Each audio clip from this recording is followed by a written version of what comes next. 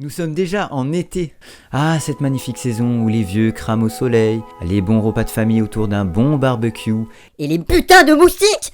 Je pense que vous l'auriez sans doute remarqué grâce au titre de la vidéo, je vais donc analyser l'été versus l'hiver. Allez!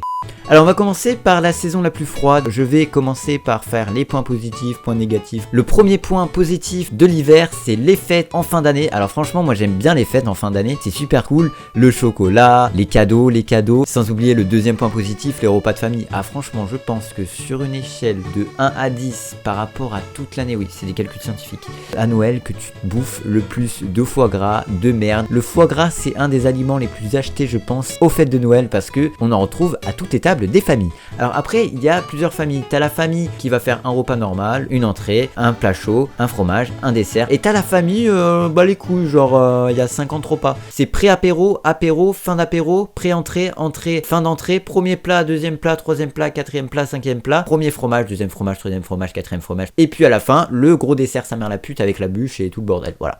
Alors maintenant, on va passer au point négatif de l'hiver parce que premier point négatif, le froid. Je suis un gros frileux, c'est-à-dire que il peut faire 18 dehors, si je sors en t-shirt, je me gèle les couilles. Et ne m'envoie pas en Russie, sinon je congèle, littéralement je congèle.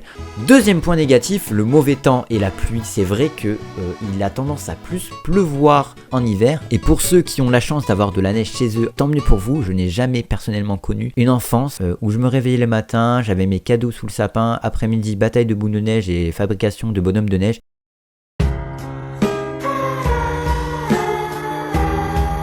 Le troisième point négatif, c'est les maladies. Alors les maladies, honnêtement, arrêtez-vous.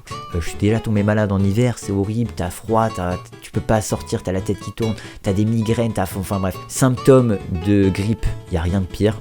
T'es cloué sur ton lit avec 40 degrés de fièvre, tu prends des Doliprane pour que ça passe pas. Dans mon top 3 de maladies en hiver, il y a les grippes qui sont vraiment horribles. Les angines te brûlent dès que tu manges le moindre truc. Et enfin, les petits rhumes. Parce que bon, les rhumes, honnêtement, tu te mouches et voilà. Et moi, ça m'arrive tous les ans d'être enrhumé. Alors maintenant, on va switcher un petit peu.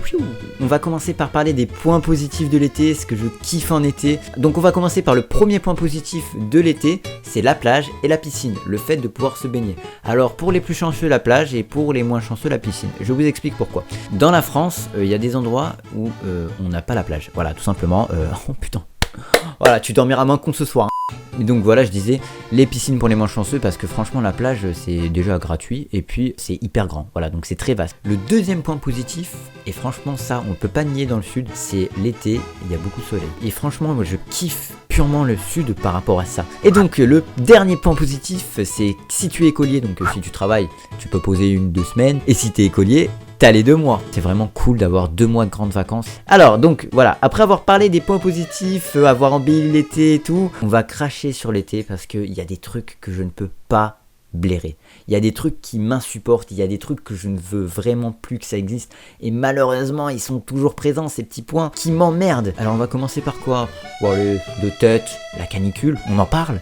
Cette chaleur extrême qui te colle le corps jour et nuit, et surtout la nuit. Voilà, on va pas en parler plus longtemps parce que tu connais toi-même le délire.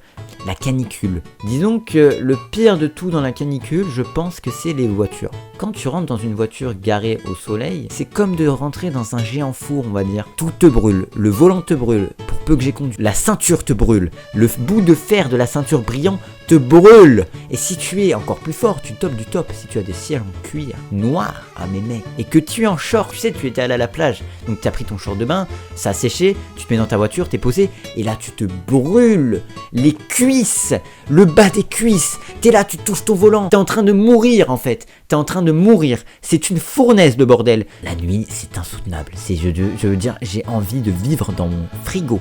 C'est tellement, il fait meilleur, tu sais, je me dis putain le ketchup il doit être tellement content là, sur le coup toute l'année il se gèle le cul, et là pour une fois c'est l'été, il est content, il sort, il se crame et là il rentre tranquille, ah putain il fait bon finalement dans le frigo. Donc le deuxième point négatif, c'est putain de moustiques.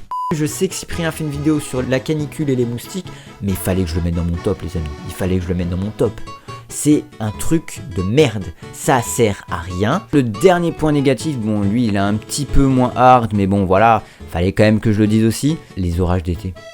Alors ça arrive très souvent en août, la période d'août, il y a très souvent des orages d'été.